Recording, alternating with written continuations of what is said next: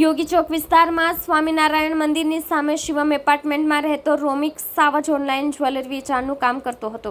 આ દરમિયાન તે ઉત્તરાયણ વિસ્તારમાં જ્વેલરીની દુકાન ધરાવતી પરિણીતાના સંપર્કમાં આવ્યો હતો. ત્યારબાદ રોમિક અવારનવાર જ્વેલરીનો માલ ખરીદવાના બહાને તેની સાથે મિત્રતા કરી વોટ્સએપ અને ઇન્સ્ટાગ્રામના માધ્યમથી વાતચીત કરતો હતો. જો કે ત્યારબાદ રોમિકે પરિણીતા તેની સાથે થયેલી વાતચીતના મેસેજના આધારે બ્લેકમેલ કરી પોતાના ઘરે મળવા બોલાવી હતી. પરંતુ પરિણીતાએ મળવા આવવાની ના પાડતા રોમિક સાવજે બંને વચ્ચે થયેલી વાતચીતની તમામ માહિતી તેના પરિવારજનોને મોકલી આપવાની ધમકી આપી હતી, જેથી પરિણીતા રોમિકના ઘરે મળવા માટે જતા તેની મરજી વિરુદ્ધ શારીરિક સંબંધ બાંધી બળાત્કાર ગુજાર્યો હતો. આ દરમિયાન પણ રોમિકે પોતાના મોબાઈલમાં વિડીયો અને ફોટા પાડી લીધા હતા.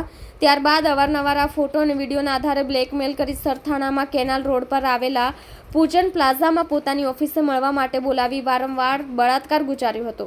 જો કે પરિણીતાએ ના પાડતા પોતે ઝેરી દવા પી આપઘાતની ધમકી આપતો હતો.